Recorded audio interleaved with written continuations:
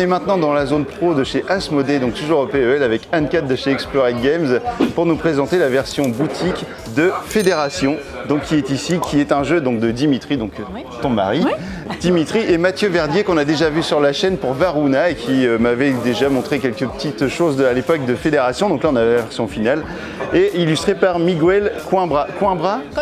Oui, tout à fait. Eh bien écoute Anga, je te laisse, Anne-Cat, je te laisse nous présenter un petit peu Fédération, le pitch un petit peu, et puis voilà, comment ça se passe. Voilà, quelques mots sur Fédération. Déjà, merci d'être venu jusqu'à moi. Je suis ravie d'être là, toujours un peu intimidée, mais... Donc Fédération, c'est un jeu expert de type Eurogame. Donc la particularité du jeu, c'est qu'on va avoir beaucoup d'interactions dans ce jeu. Donc ici, c'est un jeu pour 2 à 4 joueurs, on est sur 30 minutes par joueur et on est à la tête d'une délégation de 4 ambassadeurs, comme ceci. Et notre objectif, ça va être d'avoir le plus de points de prestige pour intégrer la fédération. Ce qui est important, c'est que dans ce jeu, on a vraiment une mécanique innovante qui est notre fameux pion ambassadeur qui a double face. Donc ça, c'est très important. Et on va pouvoir le poser dans notre Sénat. Et suivant la phase qu'on va utiliser, il y aura 2 répercussions différentes dans le jeu. Donc ça, c'est un premier élément qui distingue un peu Fédération des autres jeux.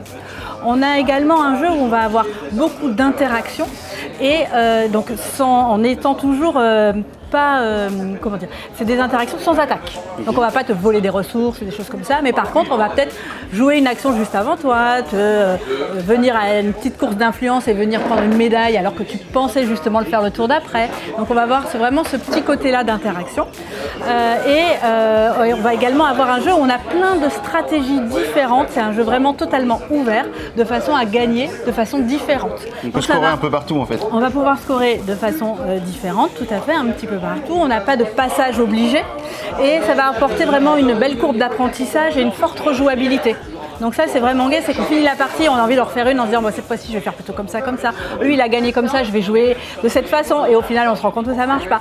Donc pas aussi bien. Donc c'est vraiment la particularité du jeu aussi, c'est cette belle stratégie très ouverte et vraiment différentes façons pour mener à la victoire. D'accord, et donc c'est aussi un jeu avec une forte rejouabilité dans le sens où on peut masquer des tuiles en fait déjà existantes sur le plateau pour avoir des nouvelles options de jeu, etc. C'est ça. On a travaillé vraiment une configuration de base qui va me permettre une super expérience dès la première partie. Et après, on va pouvoir, quand on est un joueur un peu plus aguerri, qui a déjà fait plusieurs parties, il va pouvoir modifier, enlever un bâtiment et venir positionner un nouveau bâtiment de façon à rendre sa partie différente d'une partie sur l'autre. Donc voilà, de la rejouabilité, des stratégies différentes, une innovation avec notre pion ambassadeur et ça vous promet de belles parties. Et on voit qu'on a quand même un matériel riche et du coup on a aussi des petites boîtes comme ça qui vont être avec des séparations pour stocker un petit peu tout le matériel, tous les pions du jeu pour que chacun ait sa petite boîte aussi de joueurs avec tout son matériel. Donc comme ça si on joue à 2, hop, moi je prends le jaune, j'ai tout mon matos là-dedans, le reste ça reste dans la boîte et voilà. Et bah écoute, super, merci beaucoup Anne-Cat. Merci. Et puis on a hâte de découvrir ça, donc Fédération, ça sort dans quelques mois. Merci.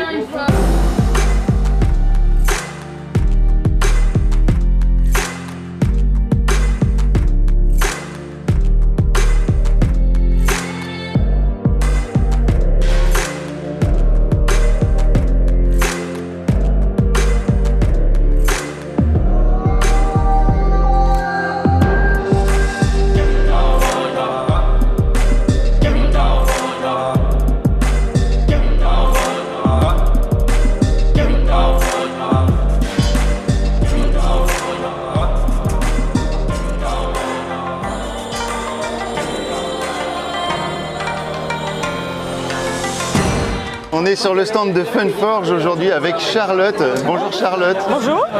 Et ben voilà, alors du coup aujourd'hui il y a quand même un truc super cool à découvrir chez Funforge, c'est la version duo de Tokaido, voilà, d'Antoine Boza.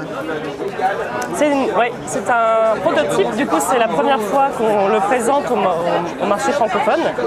Donc du coup on a un énorme enthousiasme, c'est le nouveau jeu dans la gamme Tokaido, mais par contre c'est un jeu complètement différent de Tokaido en lui-même, c'est pas juste un portage de Tokaido en 2 joueurs.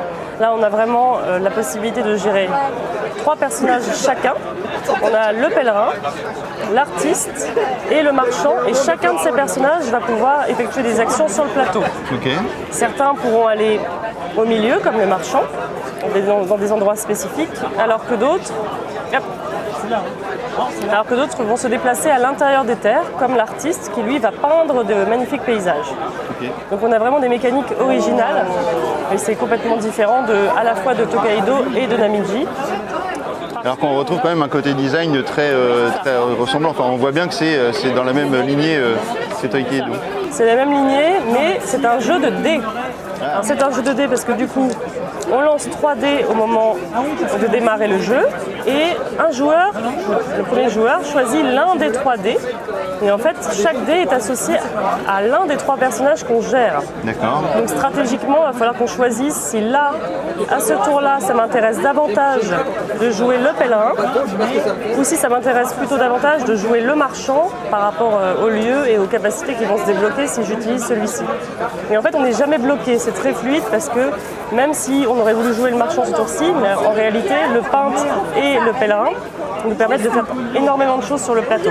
Donc, ce sont des mécaniques complètement différentes. On retrouve simplement le design, comme tu disais, avec les stations qui ont des effets quand on s'y arrête. Mais le fait d'avoir 3 personnages permet complètement de découvrir de nouvelles mécaniques par Antoine Boza et d'offrir quand même une expérience de joueurs. Parce que Tokaido, ça se joue de 2 à 5, mais il y a plein de gens qui détestent jouer avec le joueur neutre. Donc là, on a vraiment retrouvé l'univers que les fans aiment, joli, design, avec le même auteur, le même illustrateur, mais de nouvelles mécaniques originales. Et ça sort ? Normalement, Essen. Ah, pour Essen, donc en octobre de cette année. C'est ça, exactement. Super. Ça, c'est notre... On va passer sur Namiji peut-être Oui. Donc Namiji, c'est le nouveau jeu dans la gamme Tokaido. C'est un nouveau standalone. Il est complètement indépendant de Tokaido. On n'a pas besoin, c'est pas une extension. On n'a pas besoin d'avoir joué à Tokaido pour le comprendre.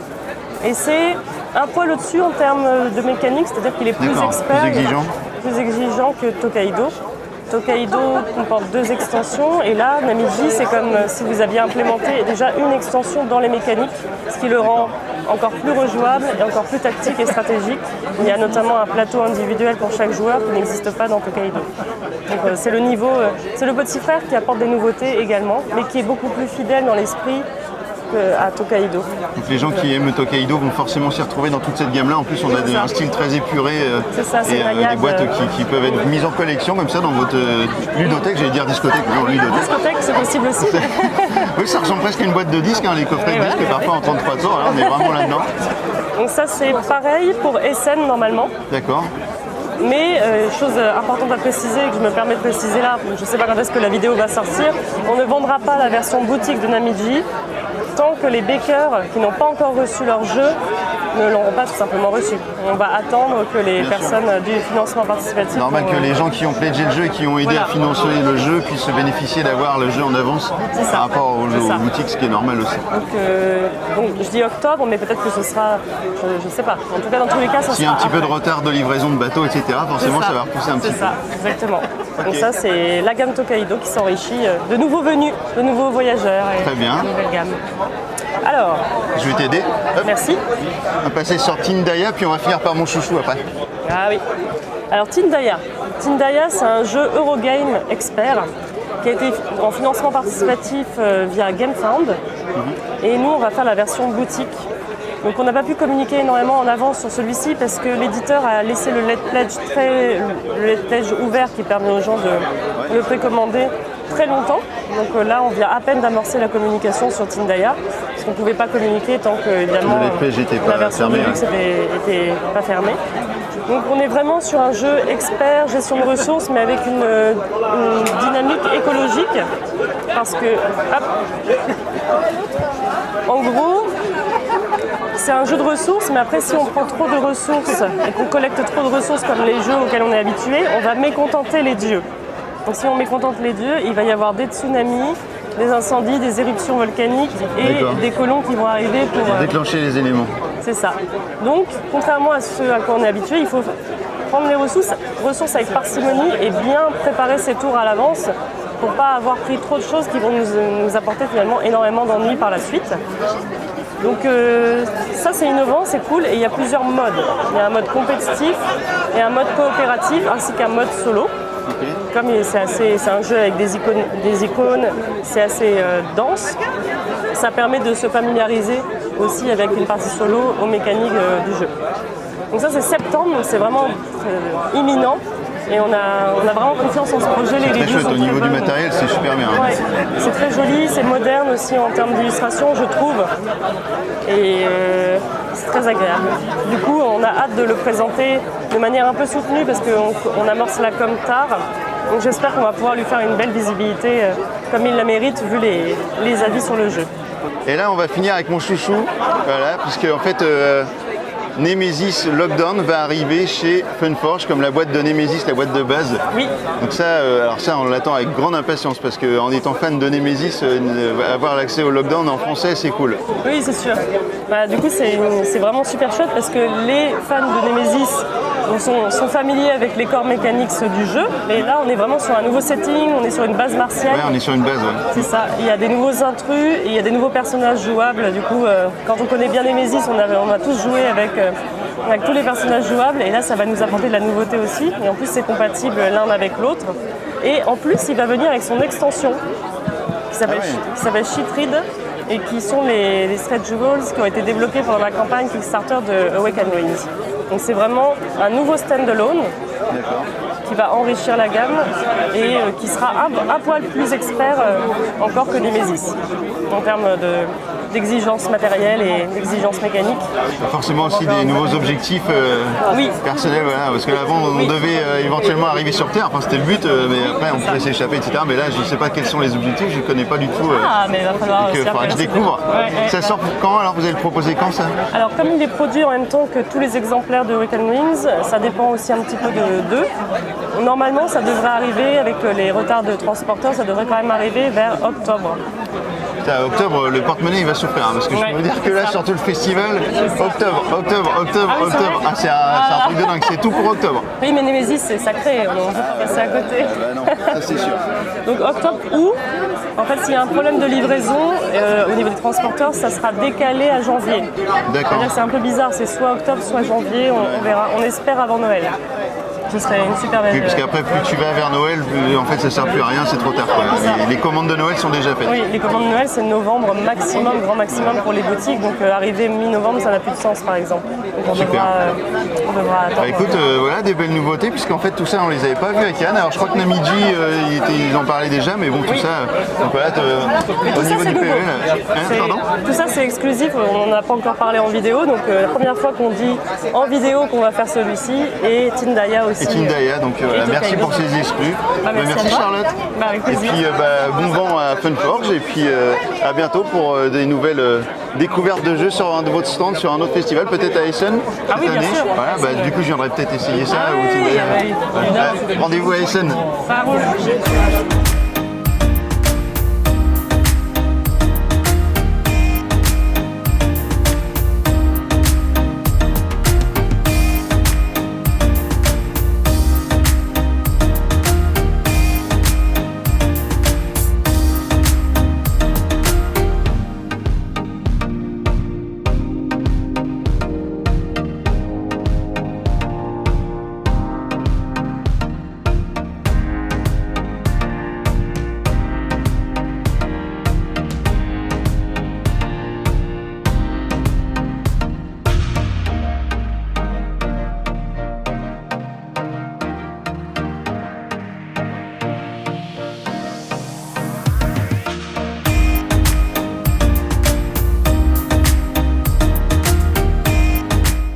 Je suis à nouveau avec Capitaine Meeple. Bonjour Cédric. Salut David. Ça va bien? Super bien. On s'est vu il y a quelques temps, c'était au mois d'avril, je crois, ouais. À Rouen, pour un festival de jeux où on s'est rencontrés. Et puis franchement, j'ai eu un coup de cœur avec toi parce que je trouve que ce que tu fais, c'est vraiment cool. Donc, je te remercie. Déjà un coup de cœur humain parce que tu es une belle personne, une bonne personne comme on dit. Et puis ton activité est vraiment sympa. Donc ça me fait trop plaisir de te revoir et de rediscuter avec toi. Surtout que il y a quelques temps, alors on va quand même remettre dans le contexte, ton travail c'est de faire... des croisières ludiques. Des croisières ludiques. Voilà, des croisières ludiques, donc à bord de bateaux dans ce style-là. Alors hop, je me bouge. Ici on a le Costa Diadema, mais le bateau qui sera le vôtre bientôt. Cette année on part sur un bateau qui est plus moderne, qui est un peu plus écolo et qui s'appelle le Costa Smeralda. Ah, ça arrive quand même à être écolo les bateaux comme ça? De plus en plus en fait, paradoxalement. D'accord, ils ont des batteries, des moteurs électriques peut-être Alors c'est pas des moteurs électriques, là maintenant la nouvelle génération c'est du GNL, du gaz naturel liquéfié, avec un très bon rendement par rapport au gaz à effet de serre. Il y a moins 96%, donc on peut dire que c'est vraiment très bien. Après ça règle pas tous les problèmes liés à ce type de bateau, à ce type de tourisme. Sur la mer, Exactement, voilà. Mais non, d'une manière générale, la profession fait beaucoup d'efforts. Par contre, comme c'est des trucs énormes, ça prend des années, voire des décennies. Ouais, on voit aussi notamment que souvent sur les quais où arrive ce genre de bateau, maintenant on a des grosses arrivées électriques qui permettent de raccorder les bateaux pour éviter de laisser tourner les machines et de polluer l'air ambiant évidemment. Mais exactement, nous on part de Marseille par exemple, les ferries qui font la traversée pour la Corse ont été connectés à l'électrique là depuis 2022-2023. Le terminal pour les bateaux de croisière c'est 2024-2025. Donc il faut simplement être patient, les choses se font. Voilà. Alors on n'est pas là pour parler évidemment de techniques de bateau, etc. Mais par contre, donc la croisière ludique, alors c'est une durée de 10 jours, 8 jours 8 jours, ouais. 8 jours. Du dimanche au dimanche. Du dimanche au dimanche, et il y aura 2 croisières cette année qui seront au mois d'octobre. Donc c'est en Méditerranée, ça va faire tous les pays, Sicile, l'Italie. Ouais, on fait la boucle classique, Espagne avec Barcelone et Palma. Ouais. Ensuite, on se rapatrie vers l'Italie, on fait Palerme, Civitavecchia qui permet d'aller à Rome, Savone et puis on revient à Marseille. Voilà. Super. Et là il y a quelques temps, en fait il y a quoi? Il y a 10 jours peut-être maintenant, tu as fait donc la croisière test. On vous a suivi sur Facebook, c'était vraiment on donnait envie, on voyait la mer bleue. On a un métier compliqué, difficile. Mais en même temps c'est ce que je disais, parce que souvent on voyait le commentaire, les gens disaient ouais ça va, votre boulot machin, mais en fait c'est un vrai job parce que là si tu foires ça, derrière tu as combien de déçus? Plusieurs centaines, là sur les 2 départs on devrait être pas loin de 500. Voilà, donc, 500, donc une croisière test comme ça peut paraître des vacances, mais en fait je pense que ça n'en a pas été du tout. Non, il y a 2 choses, il y a plein de petits détails à caler avec le bateau. Et le bateau c'est un truc énorme qui est vivant, donc qu'est-ce qu'on aura accès comme salle, comme endroit, quelles bonnes idées on peut avoir et surtout quelles fausses bonnes idées on pourrait avoir et qu'il faut éviter pour galérer pendant. Donc les repérages servent à ça. Et puis comme on a également beaucoup d'activités à terre, on a aussi crapahuté comme des malades pour pouvoir faire des repérages pour les énigmes, rencontrer des partenaires locaux qui vont nous proposer des activités. On a fait un peu plus de 100 000 pas sur la semaine. C'est ce que je devrais faire pour pas perdre un peu de bidon. Alors sur le bateau c'est difficile parce que tu manges tellement que en fait tu dois marcher pour ne pas prendre de bidon. Mais tu peux pas en perdre. C'est pas possible. Ça rentre d'un côté, ça ressort de l'autre, mais voilà, c'est un peu les vases communicants où en fait tu ressors pareil que quand tu es arrivé. Exactement, ouais. Et puis donc effectivement il y a tout le côté escape game, mais il y a aussi le côté où vous allez accompagner les passagers dans leur sortie, donc aussi les driver sur les différents moyens de transport et tout ça. Vous avez pris le train, le bus. En fait c'est normal, les gens ont plein de questions et c'est tout à fait logique.